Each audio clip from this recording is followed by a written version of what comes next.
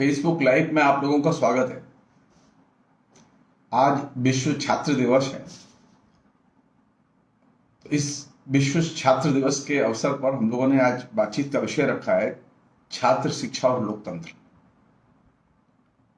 और जब ये विषय रखा तो मालूम है कि आज दूसरा भी पर्व है, दशहरा है। लेकिन मेरा मानना यह है कि छात्र दिवस ज्यादा महत्वपूर्ण है। छात्रों की समस्याएं ज्यादा महत्वपूर्ण है हिंदुस्तान के संदर्भ में आज के दिन। अगर मुझे ये कहने का अवसर मिले कि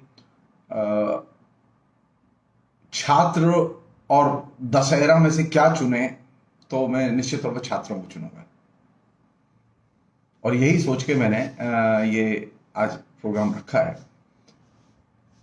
और मैं चाहता हूं कि जो स्थिति है छात्रों की, उसे गंभीरता से हम लोग लें और छात्र भी इसे गंभीरता से लें।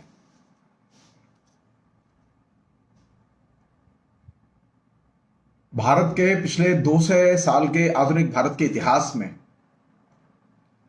छात्र इस तरह से संकटग्रस्त और दिशाहीन कभी नहीं हुए जैसे कि आज है।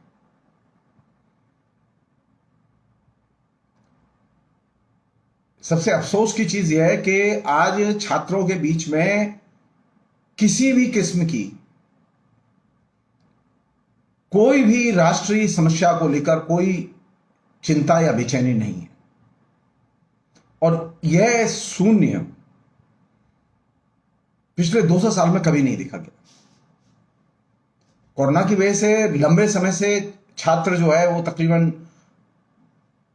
2 साल होने को आए। छात्र एकदम कैंपस से बेदखल कर दिए गए हैं। लेकिन छात्रों के बीच में जो अवेयरनेस होनी चाहिए वो अवेयरनेस गायब है। छात्रों के पास मोबाइल है, इंटरनेट है, छात्र ऑनलाइन एजुकेशन ले रहे हैं, ऑनलाइन वो तमाम किस्म की चीजें ग्रहण कर रहे हैं। लेकिन छात्रों के बीच में जो एक राष्ट्रीय चेतना होनी चाहिए और राष्ट्रीय समस्याओं को लेके जो एक जागरूकता होनी चाहिए, वो जागरूकता एक सिरे से गायब है। अगर मेरी बात पर विश्वास ना हो तो आप बस रोड पर निकल जाइए। आप सामान्य तौर पर छात्रों से बात करने की कोशिश कीजिए, नौजवानों से बात करने की कोशिश कीजिए, तो आपको बेइंतहा निराशा हाथ लगेगी। तो पहले जो स्थिति है वो ये कि विश्व छात्र दिवस के अवसर पर यह चीज समझने की जरूरत है कि आज हमारा छात्र इतना समाज निरपेक्ष और देश निरपेक्ष कैसे बन गया। देश में समस्याओं की कमी नहीं है, छात्रों की अपनी समस्याओं की भी कमी नहीं है। लेकिन छात्रों के बीच में कोई इसको लेकर बेचैनी, कोई आंदोलन, किसी भी किस्म की एकजुटता, कोई पहलकदमी, यहां तक कि जो विभिन्न किस्म के छात्र संगठन है उनमें भी कोई सक्रियता दिखाई नहीं देती। छात्रों, नौजवानों में जो खासतौर पर जो कॉलेज, यूनिवर्सिटी, स्कूल में जो पढ़ते हैं छात्र, उनके बीच में जो एक तरह की ये समाज निरपेक्षता जो पैदा हुई है, ये बहुत ही खतरनाक स्थिति का संकेत है।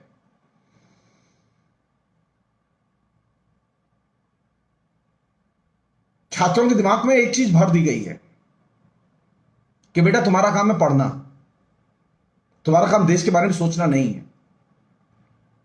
और छात्र कन्विंस है इस बात से कि देश के बारे में सोचने की जिम्मेदारी तो सरकार की है और सरकार ने सोचना बंद कर दिया है। तो आप बताइए, देश रसातल में जाएगा या स्वर्ग में जाएगा? इस पृथ्वी पर देश नहीं रहेगा।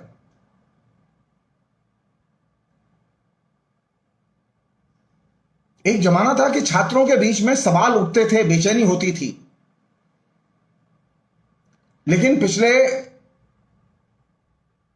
तकरीबन 10-12 साल से तो मैं कह सकता हूं आपसे, कम से कम एक चीज कॉन्स्टेंटली विकसित हुई है कि छात्र राष्ट्रीय समस्याओं पर उन्होंने दिलचस्पी लेनी बंद कर दी है। इसके कई कारण हो सकते हैं क्यों वो दिलचस्पी नहीं लेते हैं, लेकिन इनकी खोज तो की जानी चाहिए। आप इंटरनेट पर जाइए, आप इंटरनेट पर जाइए और देखिए कि जिस देश में करोड़ों विद्यार्थी शिक्षा के अधिकार से वंचित कर दिए गए हों, वहां आप छात्रों के, युवाओं के कितने यूट्यूब आपको दिखाई देंगे, कितनी सामग्री है वहां। आप फेसबुक पर जाइए, मेरे जितने फेसबुक फ्रेंड हैं उनमें शिक्षक भी हैं, उनमें अशिक्षक भी हैं, उसमें डॉक्टर भी हैं, इंजीनियर भी हैं, आईएएस ऑफिसर्स भी हैं, आईपीएस ऑफिसर्स भी हैं। मुश्किल यह है कि छात्रों की समस्याएं हमारी फेसबुक पोस्ट तक में नहीं आती, शिक्षा की समस्याएं हमारे जेहन में नहीं आती। हमें गुलशन नंदा पर लिखना अच्छा लगता है, हमें प्रेमचंद पर लिखना अच्छा लगता है, हमें नरेंद्र मोदी पर लिखना अच्छा लगता है, हमें कांग्रेस पर लिखना अच्छा लगता है, हमें कम्युनिस्ट पार्टियों के ऊपर लिखना अच्छा लगता है, हमें किसान आंदोलन पर लिखना अच्छा लगता है, लेकिन हमें छात्र आंदोलन और छात्रों की समस्याओं पर बात करना एकदम अच्छा नहीं लगता। और ये दशा किनकी है? ये छात्रों की है।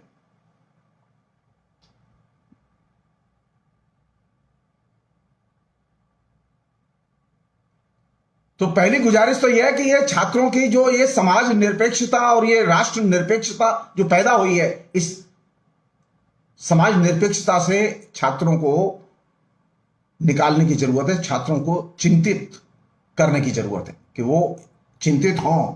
उनके इर्द गिर्द बहुत कुछ ऐसा घट रहा है जो कि उनके लिए ही नहीं, इस पूरे समाज के लिए बहुत खतरनाक है। आप ध्यान देंगे पिछले 7-8 साल में कॉन्स्टेंटली लगातार फीस बढ़ी है,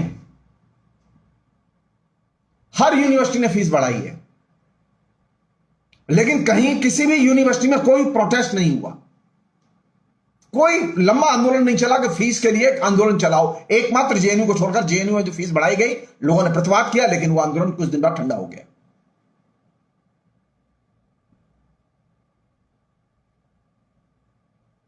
तो नरेंद्र मोदी की जानते हैं सबसे बड़ी उपलब्धि क्या है? आरएसएस की सबसे बड़ी उपलब्धि क्या है कि आरएसएस ने छात्रों को, वे छात्र जो अन्ना हजारे के आंदोलन में सक्रिय दिखाई दे रहे थे, जो अरविंद केजरीवाल के आंदोलन में एकदम टेम्पटेड दिखाई दे रहे थे, उत्तेजित दिखाई दे रहे थे, आज वही छात्र, वही कैंपस एकदम समाज निरपेक्ष हो गए और ऐसा लग रहा है कि हिंदुस्तान अब स्वर्ग में पहुंच चुका है और हिंदुस्तान में अब छात्रों की कोई समस्या नहीं है। और ये सबसे ज्यादा चिंता की चीज है। बेहतर तो यह होता कि अनेक शिक्षक इन सब चीजों पर अपने तरीके से बोलते लिखते। जैसा कि मैं बार बार कहता रहा हूं, ये बीमारी है, हम शिक्षकों में ये बीमारी है, हमारे पढ़े लिखे इंटेलिजेंसिया में ये बीमारी है कि उसके लिए ये जो शिक्षा जगत से जुड़े हुए जो लोग हैं, शिक्षक और छात्र दोनों, इनकी चिंताएं और इनके दायरे ये हमारे डिस्कशन के एरिया में आते ही नहीं है। हम बात नहीं करना चाहते इनके बारे में, हम इनकी समस्याओं के बारे में बात नहीं करना चाहते। पूरे देश में शिक्षा नीति लागू कर दी गई, लेकिन पूरे देश में किसी भी कैंपस में कोई सेमिनार, गोष्ठी, सम्मेलन, आंदोलन, कन्वेंशन कुछ नहीं हुआ। कमाल है। यूनिवर्सिटी ग्रांट कमीशन ने कहीं किसी भी विश्वविद्यालय के लिए एक फूटी कौड़ी राष्ट्रीय शिक्षा नीति को लागू करने के लिए उस पर कम से कम सेमिनार हो, चर्चाएं हो, कैंपस में डिबेट हो, कोई पैसा खर्च नहीं किया। आपको जो कुछ कहना है आप ऑनलाइन अपना सजेशंस दे दीजिए, नरेंद्र मोदी विचार कर लेंगे और उसे कूड़े के ढेर में फेंक देंगे। समाज को आलोचना से, समाज को संवाद से एकदम विरत करके पूरे देश में एक सिरे से शिक्षा नीति जो लागू की गई है, उस शिक्षा नीति के गंभीर परिणाम आने वाले हैं। अगर एक शब्द में मैं कहूं कि पूरी की पूरी शिक्षा व्यवस्था को नई शिक्षा नीति के जरिए डिसमेंटल कर दिया गया है। अब आपको इफरात में पैसा खर्च करना पड़ेगा, लेकिन आपको बदले में कुछ नहीं मिलेगा, क्योंकि आपने तो इसके परिणाम के बारे में बातचीत नहीं की।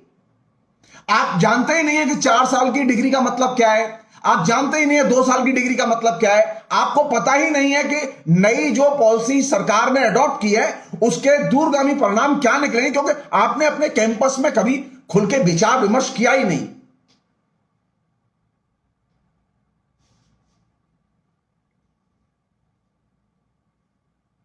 आपके दिमाग में एक ही चीज बिठा दी गई है,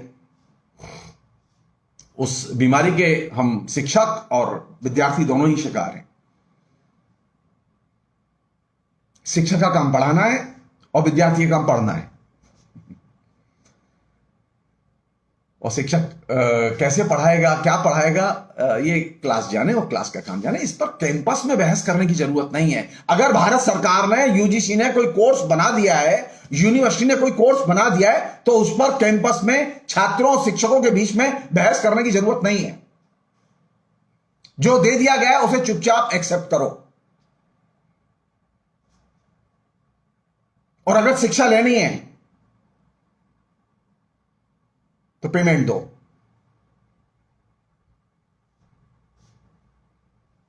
शिक्षा को शिक्षा के दायरे से बहिष्कृत करके सर्विस सेक्टर में, अब वो सेवा है, उसे सर्विस सेक्टर में खदेड़ के खड़ा कर दिया गया है।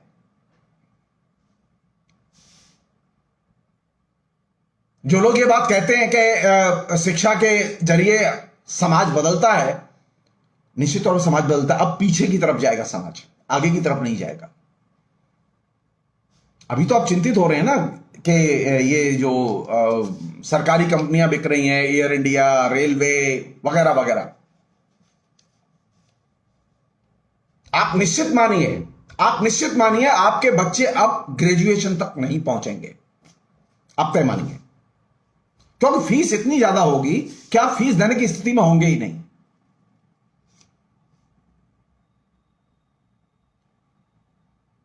बिना घोषित किए पूरी की पूरी शिक्षा का एक तरह से वस्तुकरण किया जा चुका है, और यह वस्तुकरण बहुत ही लंबे समय से चल रहा था, लेकिन इधर तो वो पीक पर है, क्योंकि अब कोई डिस्कशन ही नहीं है।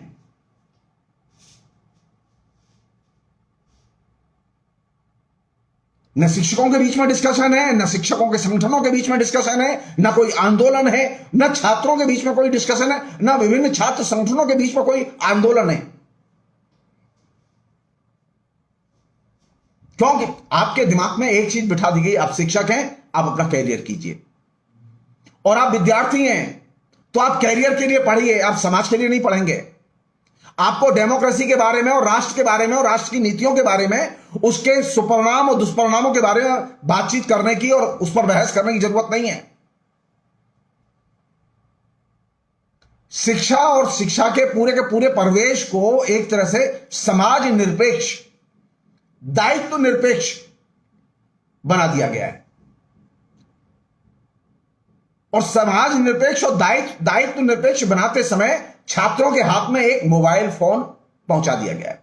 छोटे से बच्चे से लेकर बड़े तक सबके हाथ में एक मोबाइल फोन है, और उसे साइबर एडिक्ट बना दिया गया है।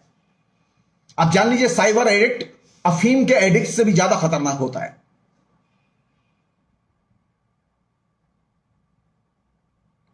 चिंता तो होगी, मेरे जैसे लोगों को तो चिंता होगी। मैं तो आपसे बार बार शेयर करूंगा और कहूंगा कि ये जो हो रहा है ये ठीक नहीं हो रहा है।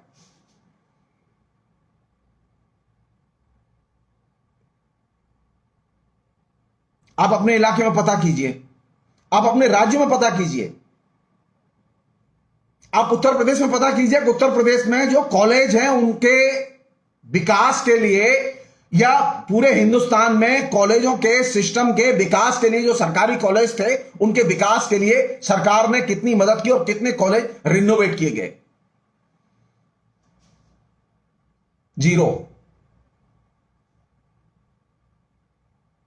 कॉलेजों के इंफ्रास्ट्रक्चर को दुरुस्त करने के लिए उनकी बिल्डिंग, उनकी मैदान, उनके खेल के मैदान, उनके बरामदे, उनके तमाम किस्म के साइन बोर्ड, उनके पढ़ने की सुविधाएं, तमाम चीजें जर्जर अवस्था की तरफ जा रही हैं। और हालत यह है कि कॉलेजों में फुल टाइम टीचर्स एक सिरे से गायब हैं। सरकार की चिंता में ही नहीं है और विद्यार्थियों की चिंता में नहीं है कि हमारे यहां शिक्षक नहीं है फुल टाइम, कॉलेज चल कैसे रहा है? सिर्फ फीस लेने के लिए दफ्तर खुलते हैं। विभिन्न विश्वविद्यालयों से एफिलिएटेड कॉलेज की उत्तर प्रदेश में अवस्था सबसे भयानक है। जो पूरी की पूरी शिक्षा का निजीकरण तरीके से किया गया है, पूरी की पूरी शिक्षा व्यवस्था को ट्यूशन इंडस्ट्री के हवाले कर दिया गया है, कोचिंग सेंटर्स के हवाले कर दिया गया है। और ये काम एक दिन में तो हुआ नहीं है। खाली नरेंद्र मोदी ने इसमें नहीं किया। नरेंद्र मोदी की भूमिका सिर्फ इसमें यह है कि नरेंद्र मोदी ने इस पूरे के पूरे चले आ रहे जो प्रोसेस है, इस प्रोसेस को और ज्यादा इंटेंसिफाई किया है।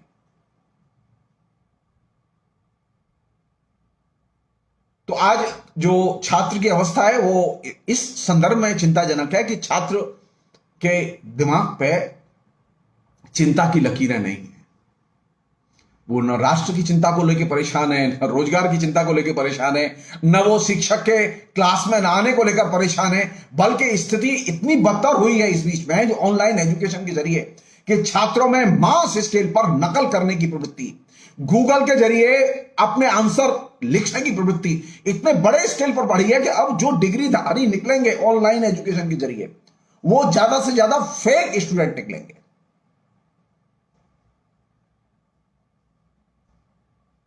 कहीं कोई प्रतिवाद नहीं है।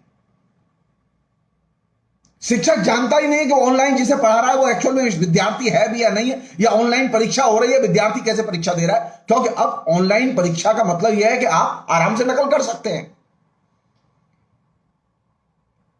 तो नरेंद्र मोदी को कम से कम ये तो श्रेय देना ही चाहिए कि उन्होंने सारे देश में ऑनलाइन शिक्षा के नाम पर जो परीक्षाएं ली उसमें ऑनलाइन चीटिंग की व्यवस्था को उन्होंने वैध बनाया।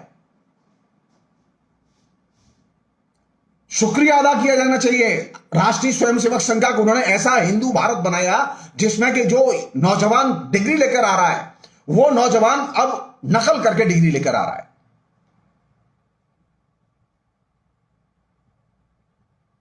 क्या ये संभव नहीं था कि कोरोना पीरियड की परीक्षाएं होती ही नहीं, हम 2 साल बाद परीक्षा लेते, हमारा सेशन लेट होता, पढ़ाई होती हमारी, परीक्षा हमारी ढंग से होती। आप याद कीजिए 74 में, आप याद कीजिए असम के छात्र आंदोलन को, आप याद कीजिए सेमी फासिस्ट टेरर और उसके बाद फासिज्म के यानी इमरजेंसी के दौर के बाद के बंगाल को, वहां परीक्षाएं 3-3 साल 4-4 साल लेट हुई। अगर किसी वजह से परीक्षाएं या पढ़ाई लिखाई डिस्टर्ब हुई तो परीक्षाएं हमने ली, लेकिन 2 साल 3 साल बाद। लेकिन इस बार तो कमाल है, महामारी में भी परीक्षाएं हो रही हैं। कैसी परीक्षाएं होंगी? कभी हमने क्रिटिकली सोचा कि यो विद्यार्थी पास हो रहा है बिना मेहनत किए, जो विद्यार्थी पास हो रहा है बिना याद किए, वो कैसे पास हो रहा है? सो मास स्केल पर चीटिंग, मास स्केल पर कॉपिंग और शिक्षकों के ऊपर बेशुमार प्रेशर। तो पूरा का पूरा शिक्षा का ढांचा नीचे से ऊपर तक, आपको चिंता है कि एयर इंडिया को टाटा ने खरीद लिया। अरे मेरी चिंता यह है कि हिंदुस्तान की पूरी शिक्षा व्यवस्था को हिंदुस्तान के पूंजीपतियों ने खरीद लिया। ऑनलाइन एजुकेशन, आप कल्पना कीजिए कि एक मैं जो आपके बीच में वक्तव्य दे रहा हूं, विद्यार्थी जो आपके बीच में क्लास सुन रहा है उसका एक डाटा खर्च होता है, उसका 40-45 रुपया जीबी का डाटा खर्च होता है। तो आपने तो विद्यार्थी के लिए एडेड खर्चा बढ़ा दिया। आपने सरकार ने 40 रुपया पर डे तो विद्यार्थी को मदद नहीं की, लेकिन 40 रुपया पर डे उसका खर्चा बढ़ा दिया और करोड़ों विद्यार्थियों को खर्चा बढ़ा दिया ये। और इससे फायदा कैसे हुआ? टेलीकम्युनिकेशन इंडस्ट्री को। और वह टेलीकम्युनिकेशन इंडस्ट्री चंदा कैसे दे रही है? नरेंद्र मोदी को कोरोना पीरियड में चंदा बंद नहीं हुआ। आपका खाना बंद हो सकता है, आपका मोबाइल बंद हो सकता है, लेकिन नरेंद्र मोदी का चंदा बंद नहीं हुआ। टेलीकम्युनिकेशन इंडस्ट्रीज ने इस पीरियड में सबसे अधिक चंदा नरेंद्र मोदी को दिया। तो एक तरफ आपका पैसा गया, दूसरी तरफ आपकी नॉलेज गई, तीसरी तरफ आपका सिस्टम आपके हाथ से गया, चौथी तरफ आपके पास में जो डिग्री है वो एकदम फेक है। इसे कहते हैं मोदी मार्का एजुकेशन। आपको पता ही नहीं चला, पूरे के पूरे शिक्षा के ढांचे को टॉप टू बॉटम तोड़ दिया गया और कहीं कोई प्रतिवाद नहीं है। कहीं किसी ने नहीं कहा कि हम ऑनलाइन एजुकेशन में हम प्रतिवाद करते हैं, हम कक्षाएं नहीं करेंगे, हम प्रतिवाद करते हैं, हम परीक्षाएं नहीं देंगे। मैं पूछना चाहता हूं आरएसएस के लोगों से कि जेपी आंदोलन के टाइम पर 74 में परीक्षाएं डिले हुई कि नहीं हुई? असम आंदोलन के समय परीक्षाएं डिले हुई कि नहीं हुई? तो जब उस समय डिले हो सकती है आंदोलन की वजह से, महामारी में जबकि लोग घर से नहीं निकल रहे हैं, कॉलेज नहीं जा पा रहे हैं विद्यार्थी, आपने परीक्षाएं पोस्टपोन नहीं की। आप उस समय परीक्षा लेना ही चाहते, हर हालत में ऑनलाइन परीक्षा होगी। इसे कहते हैं पूरी की पूरी शिक्षा व्यवस्था को कंपनियों के हवाले कर देना। आप चिंतित हैं, रेलवे को हवाले कर दिया। अरे उन्होंने आपको हवाले कर दिया कंपनियों के, आप कंपनियों के हाथ बिकने के लिए मजबूर थे। वह गरीब आदमी जो कि अपने लिए एक महीने का टॉक टाइम नहीं भरवा पाता था, वो अपने बच्चे के लिए मजबूर था टॉक टाइम भरवाने के लिए, क्योंकि उसके बच्चे की ऑनलाइन क्लास है। आप कल्पना कीजिए, जिस व्यक्ति ने अपने लिए कभी मोबाइल नहीं खरीदा, वो अपने लिए एक छोटा सा आईपैड टाइप खरीद के लाया, और वो इसलिए खरीद के लाया जिससे उसके बच्चे पढ़ सकें। वो उसकी मां दूध बेचती है, मदर डेयरी में दूध बेचती है, और वह जबरदस्ती एक 13, 14, 15 हजार रुपए का एक आईपैड खरीद के लाई, और वो बच्चे बैठे हुए वहां मदर डेयरी की दुकान पर क्लास कर रहे हैं। कमाल है, कमाल है। हिंदुस्तान में शिक्षा का पतन और राजनीति का इस तरह से शिक्षा के पतन को सुनिश्चित बनाना, यह तो अभूतपूर्व घटना है। शिक्षा का उद्देश्य था शिक्षा में समानता पैदा की जाएगी, लेकिन नरेंद्र मोदी ने शिक्षा में असमानता को एकदम नई ऊंचाइयों पर पहुंचा दिया। अभी डिग्री होल्डर्स हैं हमारे पास में, लेकिन उन्होंने किताब नहीं देखी। डिग्री होल्डर्स हैं जिन्होंने ठीक से अपने टीचर के लेक्चर नहीं सुने। डिग्री होल्डर्स हैं जिन्होंने ठीक से परीक्षाएं नहीं दी, सिर्फ नकल की है। और मैं ये दावे के साथ कह रहा हूं मैं ये बात।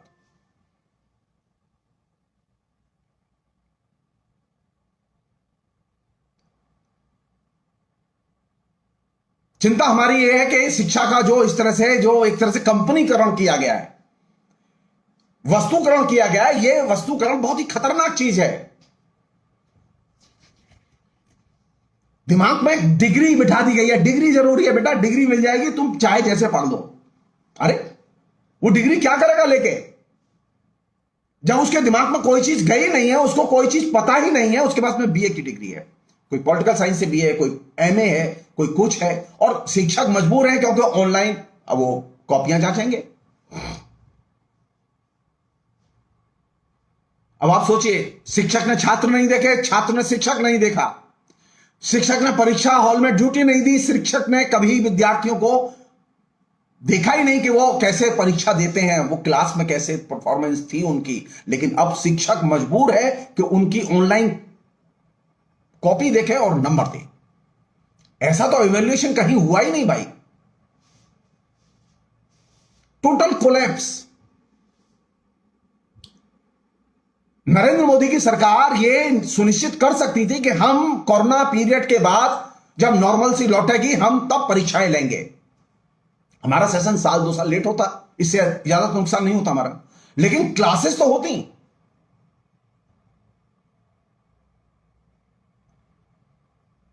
लेकिन आपने क्लासेस नहीं होने दी, आपने टीचर स्टूडेंट को मिलने नहीं दिया, लेकिन आपने विद्यार्थी के पास डिग्री पहुंचा दी। और इसमें खर्चा किसका हुआ? विद्यार्थी का तिगुना खर्चा हुआ। बिना स्कूल गए, बिना कॉलेज गए, आपने किसी भी विद्यार्थी की आपने फीस माफ नहीं की। एकमात्र कलकत्ता यूनिवर्सिटी है जिसने की फीस माफ की बच्चों की।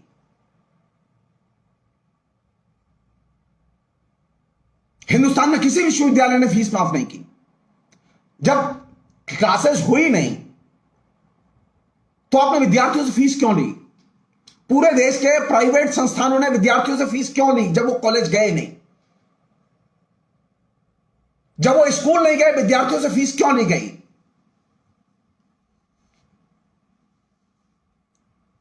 एक शिक्षक अगर ये आप कोरोना पीरियड में अगर अपने यूनिवर्सिटी नहीं गया और उसे ट्रेवल अलाउंस मिलता है, जैसा कि सेंट्रल गवर्नमेंट के तमाम शिक्षकों को मिलता है, तो आपने, चूंकि वो यूनिवर्सिटी नहीं गया क्योंकि लॉकडाउन में ऑनलाइन ही चल रहा था, तो आपने उसका ट्रेवल अलाउंस काट लिया।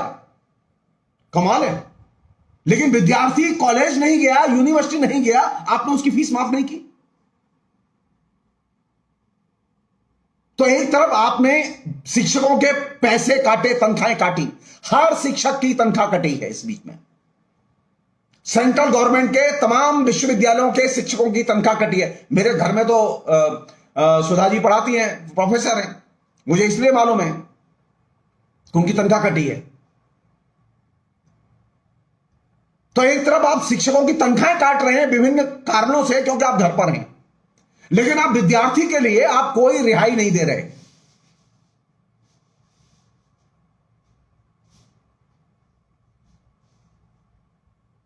विद्यार्थियों का एजुकेशन लोन माफ नहीं किया गया, विद्यार्थियों की फीस माफ नहीं की गई, विद्यार्थियों को अपनी डिग्री और ऑनलाइन एजुकेशन हासिल करने के लिए दुगना तिगुना खर्चा करना पड़ा। और अब विद्यार्थी मोबाइल के एडिक्ट बना दिए गए हैं। अब आप झेलिए इसे। अब विद्यार्थी जो आएगा आपके सामने, वो इतना भयानक होगा कि आप उसे सवाल नहीं सकते। तो जैसा कि मैंने शुरू में अनुरोध किया था कि यह पहली बार ऐसा हो रहा है कि हिंदुस्तान में विद्यार्थी, महामारी पहले भी आई है ऐसा नहीं कि पहली बार महामारी आई है, लेकिन विद्यार्थियों के अंदर इस तरह की समाज निरपेक्षता, इस तरह की चिंताओं से विरति, राष्ट्रीय चिंताओं से एकदम बेफिक्र होकर देखने का नजरिया ऐसा कभी नहीं देखा गया। अब याद कीजिए 1918 को जब बहुत बड़े पैमाने पर महामारी फैली थी, उसके पहले कई बार महामारी फैल चुकी है, लेकिन छात्र कभी विरत नहीं हुए। लेकिन पहली बार ऐसा हुआ कि ऑनलाइन के नाम पर आपने छात्रों को साइबर एडिक्ट बना दिया। आप चिंतित हैं कि शाहरुख खान के बेटे को 2-4 ग्राम आप उसके पॉकेट में डाल देंगे और उसको बंद कर देंगे। अरे आपने हर बच्चे के पॉकेट में मोबाइल के नाम पर जो एडिक्शन डाला है, वो अफीम से भी ज्यादा खतरनाक है। मैं बार बार कहता रहा हूं इस बात को।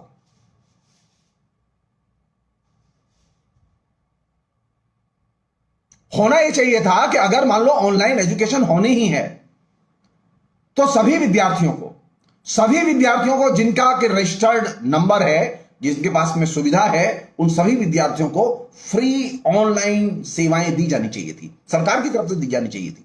हम देखते सरकार कितना पढ़ाना चाहती है, लेकिन सरकार ने तो 1 घंटे का भी जो 1 GB भी पैसा नहीं दिया किसी विद्यार्थी को। नरेंद्र मोदी राष्ट्र का उत्थान करना चाहते हैं विद्यार्थियों का शोषण करके, विद्यार्थियों को एकदम अपाहिज बना के। 7 साल का ग्रेट कंट्रीब्यूशन है ये। और एक और चीज है जो कि मेरे दिमाग में अभी जस्ट आ रही है, वो ये कि ये जब भी आरएसएस के लोग सत्ता में आते हैं, जब भी ये किसी आंदोलन के फोरफ्रंट पर आते हैं, सबसे ज्यादा इफेक्ट अगर किसी जगह होता है तो वो शिक्षा में होता है। वो शिक्षा को अस्त व्यस्त करते हैं और शिक्षा में अस्त व्यस्त करके विद्यार्थियों के कैरियर को तहस नहस करते हैं। अब ये इनके हाथ में सेंट्रल गवर्नमेंट थी, तो इन्होंने सेंट्रल गवर्नमेंट के जरिए किया। इन्होंने जब नॉर्मल सी थी तो उस नॉर्मल सी में सबसे ज्यादा डिसरप्ट किसे किया? इन्होंने जामिया को किया, इन्होंने जेएनयू को किया, इन्होंने डीयू को किया। किस यूनिवर्सिटी को इन्होंने डिसरप्ट नहीं किया?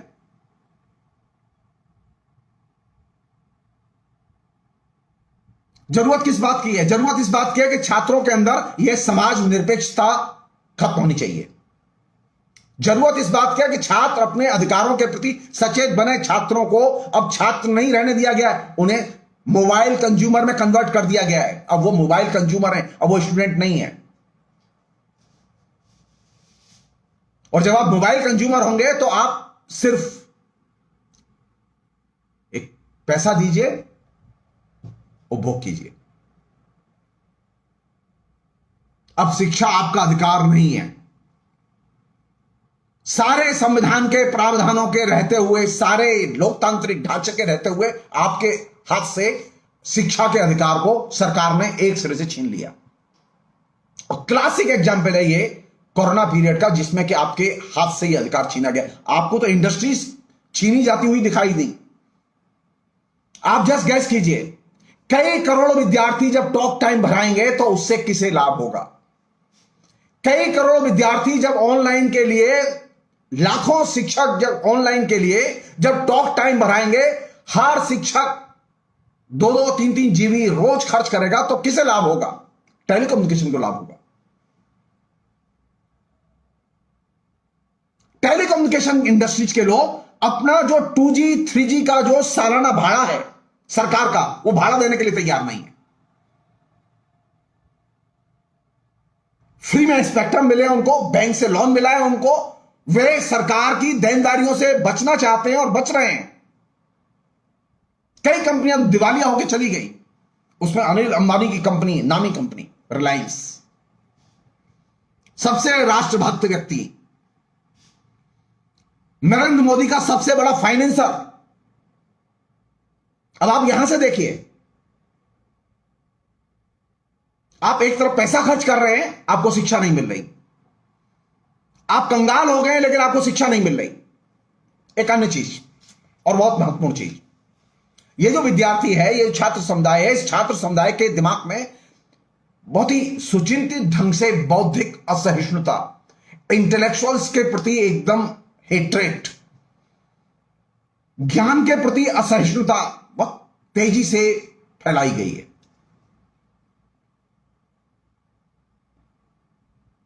अब उसे ज्ञान की जरूरत नहीं है, वो किसी इंटेलेक्चुअल्स का सम्मान करना नहीं जानता। उसे इस तरह इस कदर असहिष्णु बना दिया गया कि अगर किसी शिक्षक की पिटाई होती है, किसी शिक्षक को कष्ट होता है, तो कोई विद्यार्थी मदद के लिए नहीं आता।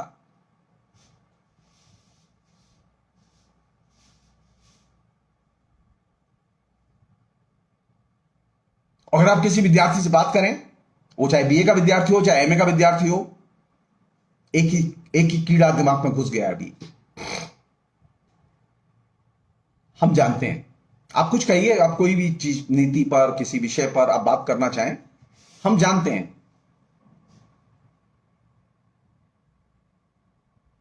वो ये नहीं कहता कि हम नहीं जानते, बल्कि उसका दिमाग यहां से शुरू होता है कि यार ये सब बकवास लोग हैं, इनसे बात करने की जरूरत नहीं है।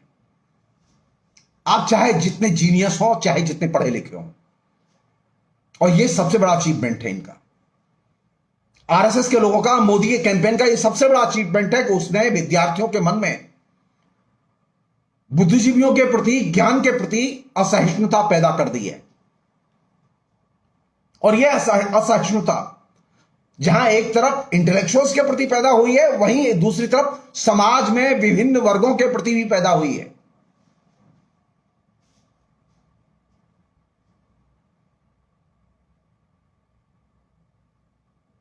वो सिर्फ अपनी दुनिया में व्यस्त है, उसे चिंता नहीं है। एक जमाना था कि आप किसी कैंपस में किसी लड़की के साथ में छेड़खानी की घटना होती थी तो उस कॉलेज की लड़कियां रोड पर निकल आती थी। दिल्ली की बता रहा हूं मैं आपको, लाइव थी ये। लेकिन अभी दिल्ली की स्थिति है कि वो एक तरह से रेप कैपिटल में कन्वर्ट हो चुकी है। सबसे ज्यादा रेप की घटनाएं होती हैं, लेकिन आपको रेप के खिलाफ में लिखी हुई फेसबुक पर पोस्ट नहीं मिलेंगी। आंदोलन तो छोड़ दीजिए।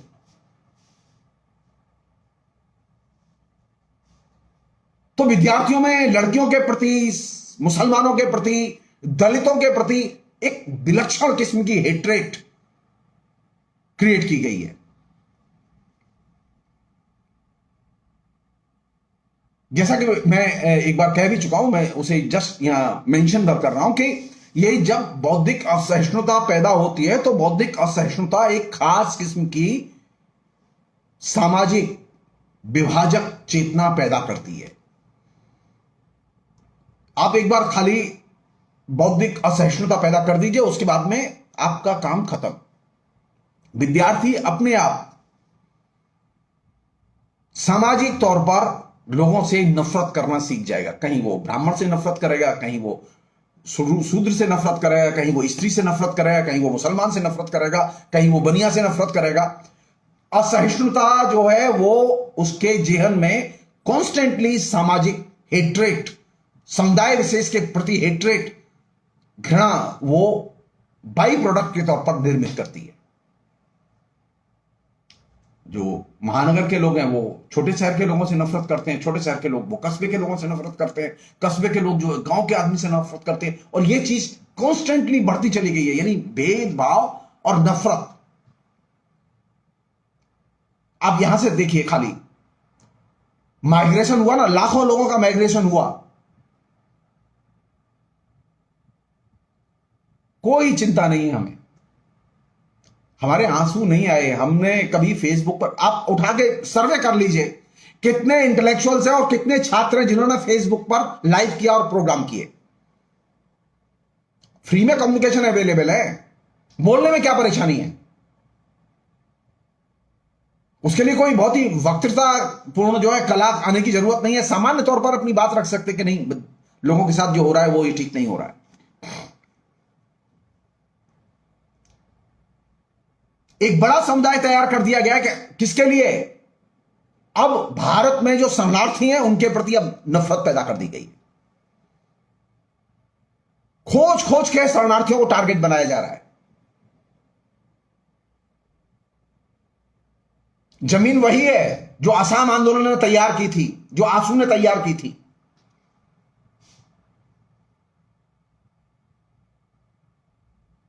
तो एक तरफ शरणार्थी बनाम नागरिक की हेट्रेट, एक तरफ ब्राह्मण बनाम गैर ब्राह्मण की हेट्रेट, एकदम शूद्र बनाम गैर शूद्र की हेट्रेट, हिंदू बनाम मुस्लिम की हेट्रेट।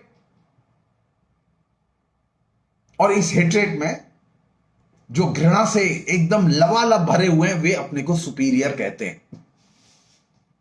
जो जितना घृणा से भरा हुआ है वह अपने को सुपीरियर मानता है। ये जो चेतना विद्यार्थी के अंदर पैदा की गई, छात्र के अंदर पैदा की गई, ये बहुत खतरनाक चेतना है। वे कोई भी चीज ज्ञान और तर्क के आधार पर सुनने और समझने के लिए तैयार नहीं है।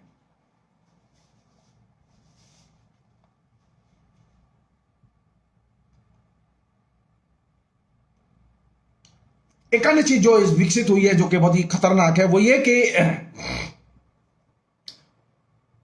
आप विद्यार्थियों में पहले ये था कि आप जब बात करते थे तो उनके पास सवाल होते थे। पढ़ाया मैंने भी है, सवाल होते थे। विद्यार्थी क्लास करके जाते थे तो वे चिंता में होते थे, घर तक जाते थे टेंशन लेके कि आज सर ने ये पढ़ाया, क्यों पढ़ाया है, क्या बात है।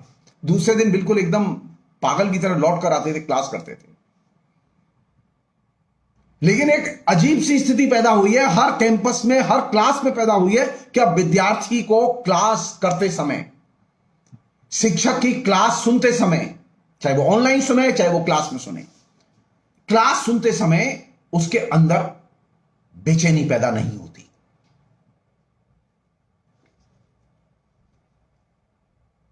उसे सिर्फ नोट्स लेने की चिंता है। उसे इसकी चिंता नहीं है कि उसे तर्क के जरिए कोई चीज अर्जित करनी है, उसे इसकी चिंता नहीं है, उसे प्रमाण खोज के कोई चीज अर्जित करनी है, उसे सिर्फ नोट्स लेने की चिंता है। तो विद्यार्थी के अंदर जो नोट्स कल्चर और ट्यूशन या कोचिंग इंडस्ट्री और अब ऑनलाइन टीचिंग, ये पैकेज है पूरा जिसमें कि आपको ठेल दिया गया है। इसको इतने सुनियोजित ढंग से, अब यानी आप विद्यार्थी ने जो अब उत्तर लिखे हैं, आपके ऊपर दबाव है विश्वविद्यालय का, आप विद्यार्थियों को फेल नहीं कर सकते, आप पास कीजिए। आप फेल कर देंगे, यानी आप ये जानते हुए भी कि उसने नकल किया, आप फेल नहीं कर सकते, क्योंकि विश्वविद्यालय कहना ही है उसे रिजल्ट अच्छा बनाना है, सबको पास करना है। तो किसकी कैजुअलिटी हुई इसमें? इसमें कैजुअलिटी हुई प्रमाण की।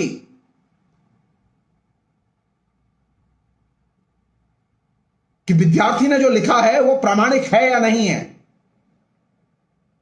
प्रमाण सहित लिखा है कि नहीं है। कुछ भी लिखा हो आप उसे पास कीजिए, किसी भी तर्क से लिखा हो आप उसे पास कीजिए।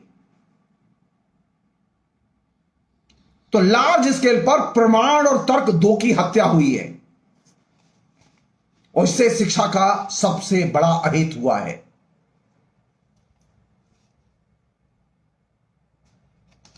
हर विद्यार्थी के पास में एक सांस्कृतिक नरेटिव पहुंचा दिया गया है। कंडीशन ही ऐसी है। फेल कैसे कर सकते हैं? क्लास तो हुई नहीं है, पढ़ाई तो हुई नहीं है, तो फेल कैसे कर? अरे तुमसे किसने कहा है कि तुम परीक्षा लो उसकी कि फेल नहीं कर सकते? पढ़ा के लो, 2 साल देर से लो, देश भाग नहीं। ऐसा नहीं है कि इस बार परीक्षा हो नहीं होगी तो अगली साल जो है आपको वर्कफोर्स नहीं मिलेगी। हिंदुस्तान में करोड़ों लोग डिग्री होल्डर्स घर पर बैठे हुए हैं जिनके पास नौकरी नहीं है। अगर ये विद्यार्थियों की 5-7 करोड़ विद्यार्थियों की परीक्षाएं 2 साल बाद होती, कक्षा होकर होती, कोई नुकसान नहीं होता, लेकिन कम से कम प्रमाण और तर्क तो बचते। लेकिन आपने क्या किया कि अपने राष्ट्र को प्रमाण और तर्क से वंचित कर दिया और विद्यार्थियों के अंदर एक चीज बिठा दी कि बेटा कुछ भी लिख पास होगा। हर विद्यार्थी पास हुआ है। हम खुश हैं कि हमने पास किए हैं, हम खुश हैं कि हमने 100% रिजल्ट दिया है। ये अपने आप में फेक है। शिक्षा का इस तरह से फेक फॉर्म मैंने कभी नहीं देखा, मैंने कभी नहीं देखा। एक अन्य चीज और आखिरी चीज इस पूरे प्रसंग में वो ये कि ये जैसा कि मैंने आपसे कहा कि विद्यार्थियों के जेहन में एक कल्चरल नरेटिव, हर विद्यार्थी के पास में अब एक सांस्कृतिक नरेटिव है और एक मिथकीय अतीत है जिसको कि वो लगातार जीता है। ये जो सांस्कृतिक नरेटिव है और सांस्कृतिक, हर विद्यार्थी परेशान है। किससे परेशान है? कल्चरल इशू हैं जो विद्यार्थियों के बीच में, डिबेट के बीच में उतार दिए गए हैं। विद्यार्थी लोकतंत्र को लेकर चिंतित नहीं है, विद्यार्थी धर्मनिरपेक्षता को लेकर चिंतित नहीं है, विद्यार्थी स्वाधीनता संग्राम की चेतना को लेकर भी चिंतित नहीं है,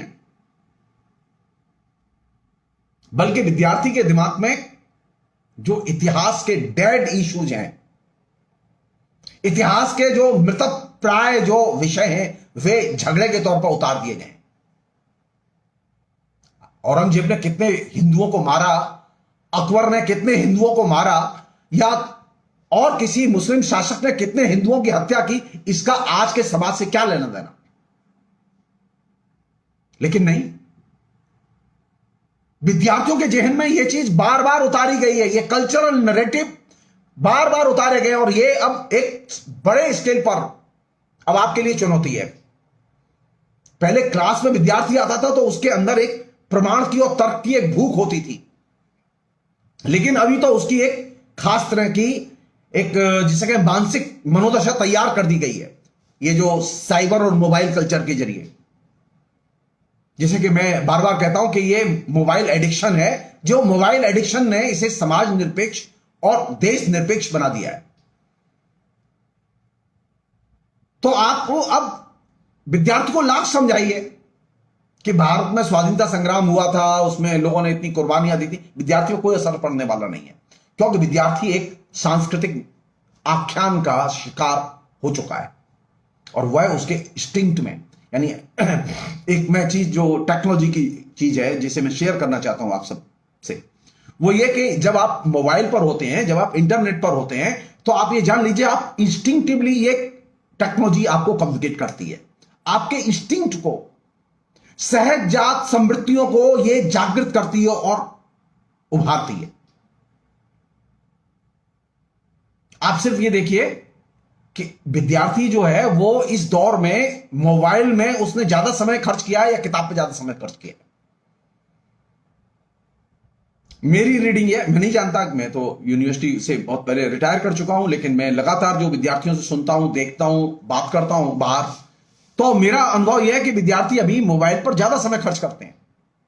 तो जब विद्यार्थी मोबाइल पर ज्यादा समय खर्च करेंगे, कंप्यूटर पर ज्यादा समय खर्च करेंगे, साइबर पर ज्यादा समय खर्च करेंगे तो वे इंस्टिंक्टिवली एक्टिव होंगे।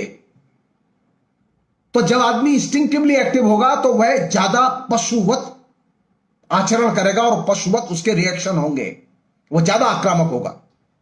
और यही वजह है कि समाज में और युवाओं में आक्रामकता बढ़ी है और सहिष्णुता बढ़ी है। और हर चीज, जब ये पशुबल है वो तो उसमें कौन सी चीज है, बाहुबल। तो अब हर विद्यार्थी अपने लिए एक बाहुबली खोज रहा है मोहल्ले में, जो उसके काम करा दे। हर मोहल्ले में, पूरे देश में पूरा का पूरा नेटवर्क दलालों का तैयार हो चुका है। मैं आप छोटा सा अनुभव बता रहा हूं। आपको आगरा यूनिवर्सिटी की डिग्री चाहिए, आप पास हो चुके हैं, लेकिन आपकी डिग्री बिना दलाल को पेमेंट दिया आएगी नहीं आपके घर।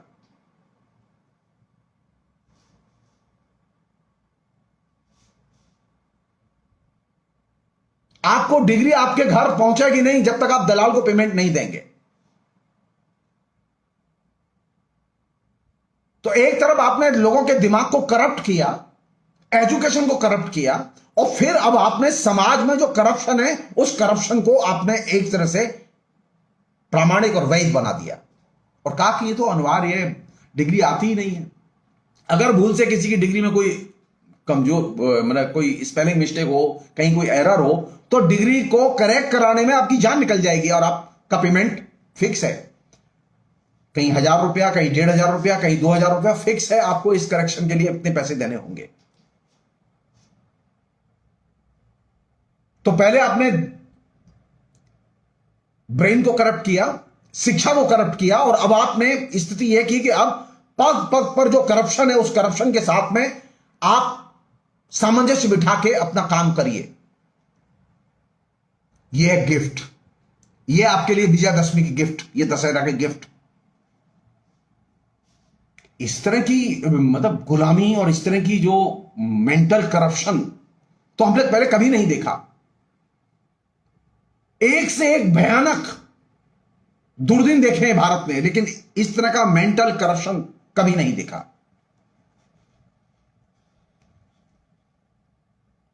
अंत में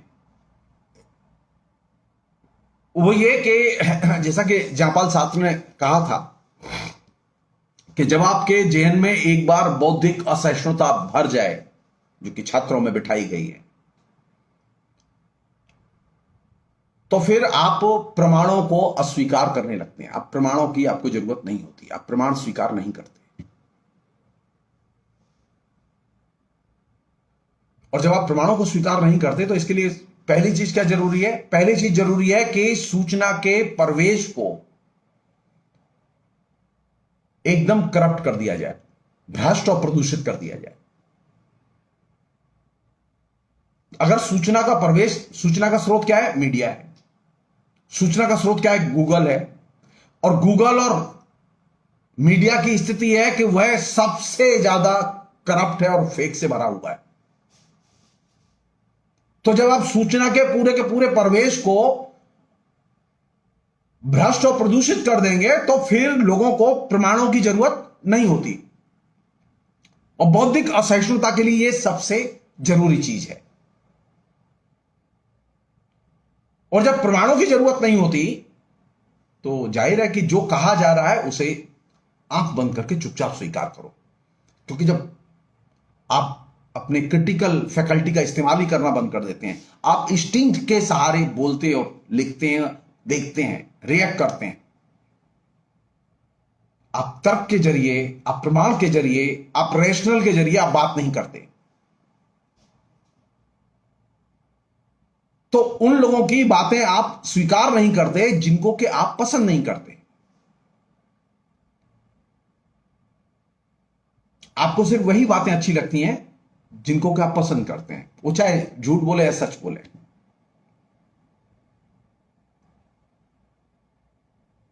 तो नरेंद्र मोदी ने जो शिक्षा के लिए जो उपयुक्त माहौल बनाया वो ये कि पूरा का पूरा एक तरह से बौद्धिक करप्शन निर्मित किया, और बौद्धिक करप्शन निर्मित करके साथ साथ शिक्षा में करप्शन को उसने एक वैधता प्रदान की। और इस करप्शन के जरिए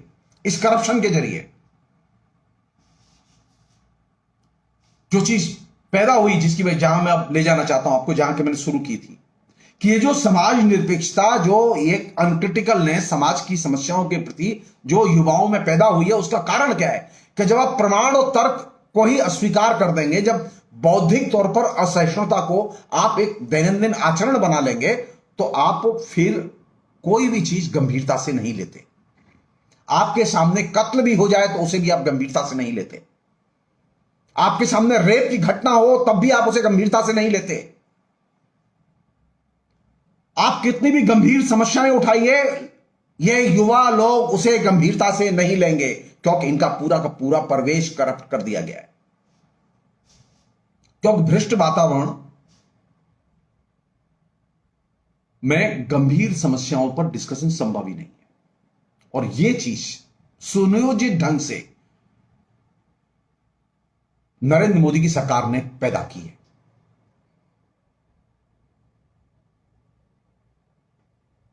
और ये जो यूथ है, जो ये स्टूडेंट है, इस छात्र की स्थिति यह है कि जब आप एक भ्रष्ट परिवेश में हैं, जब आप बौद्धिक असहिष्णुता में हैं, तो आपकी स्थिति यह है कि आप एक मॉडर्न पीरियड की एक विशेषता है कि आपको हर चीज अर्जित करनी पड़ती है, प्रमाण भी अर्जित करने पड़ते हैं। लेकिन अब ये जो यूथ है, ये तो किसी भी किस्म के प्रमाण के को अर्जित करने की इसके अंदर क्षमता ही नहीं है, वो सक्षम ही नहीं है। वह किसी भी तथ्य और प्रमाण को क्रिटिकली देखने में एकदम सक्षम नहीं है। आप उसे समझाइए कि बेटा बेरोजगारी हो गई है, वो मानने को तैयार नहीं है बेरोजगारी हो गई है और उसके लिए सरकार की नीति जिम्मेदार है। उसे कहिए कि बेटा फीस गैर जरूरी तौर पर बढ़ाई गई है, बेटा तुम आंदोलन करो, वो इसके लिए तैयार नहीं है। उसका मानना है कि महंगाई बढ़ी है तो फीस बढ़ेगी। उसके कॉमन सेंस को लगातार एक तरह से कैद किया गया है। इंस्टिंक्ट फीलिंग जो है वो आपके कॉमन सेंस को एकदम कैद घर में ले जाती है।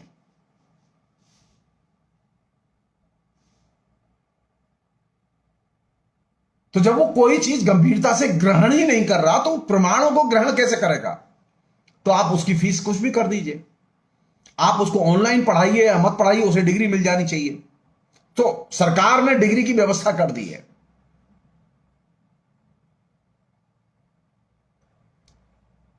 स्थिति इस कदर बदतर है कि जो चीज सबसे ज्यादा नुकसानदेह है उसे भी वह देखने के लिए तैयार नहीं है।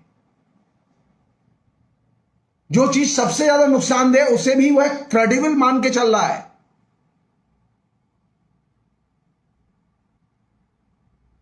क्योंकि करप्ट एनवायरनमेंट सही और गलत के बीच में फर्क करने की जो विवेक बुद्धि है उसको वो अपहृत कर लेता है। तो विद्यार्थियों की सबसे बड़ी चुनौती है कि वे अपने आसपास के परिवेश को, कॉलेज के परिवेश को, सरकार की नीतियों के परिवेश को, लोकतंत्र को क्रिटिकली देखना सीखें और हर चीज को प्रमाण और तथ्य के आधार पर जांचें और परखें। ये जो हर चीज हजम करने की जो आदत उनके अंदर पैदा की गई है, उनको कुछ भी दो वो हजम करते जा रहे हैं, क्योंकि वे अब सोचते नहीं है। तो जब आदमी सोचेगा ही नहीं तो वो दुनिया को बदलेगा कैसे? ये छात्र अपने को बदलेगा कैसे?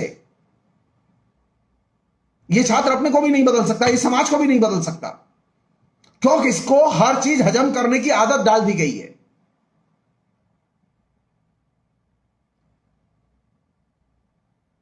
हर चीज हजम करने की प्रवृत्ति से इस छात्र को लड़ना होगा। हर चीज हजम करने की प्रवृत्ति से इन सो कॉल्ड शिक्षित लोगों को भी लड़ना होगा, जो इनके घर में मां बाप भाई बहन की तरह काम करते हैं। क्योंकि हर चीज हजम करने की जो प्रवृत्ति है, नरेंद्र मोदी जो कर रहे हैं वो सब सही कर रहे हैं। ये क्या है? ये हर चीज हजम करने की प्रवृत्ति है। हम स्टैंड नहीं लेंगे, हम बोलेंगे नहीं, हम क्यों झगड़े में पड़े। और अंतिम, ये जो फंटास्टिक बयानों पर विश्वास करने की जो आदत है उससे निकलना चाहिए। क्या गजब नरेंद्र मोदी बोले, क्या गजब भाषण दिया है। ये जो फंटास्टिक बयानों पर जो विश्वास करने की आदत है, जो कि आपके अंदर पैदा कर दी गई है, उसने सबसे अधिक क्षति की है। जब आप फंटास्टिक बयानों पर विश्वास करने लगते हैं तो आपके सामने कितने भी अकाट्य प्रमाण पेश किए जाएं, आप सुनने के लिए तैयार नहीं होते।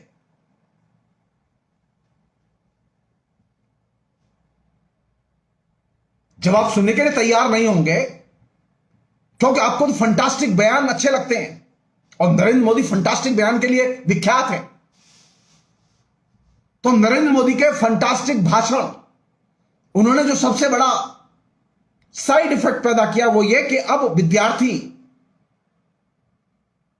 अगर कोई नरेंद्र मोदी की किसी भी नीति के बारे में अकाट्य प्रमाण पेश किए जाए तो उसे भी वो स्वीकार करने के लिए तैयार नहीं है।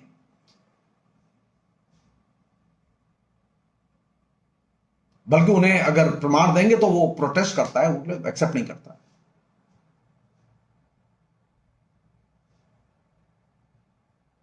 वो नरेंद्र मोदी की या अपने नेता की, जिसके कि वो फंटास्टिक बयानों से वो प्रभावित है, उसकी वो भूरी भूरी प्रशंसा प्रतिदिन करता रहता है।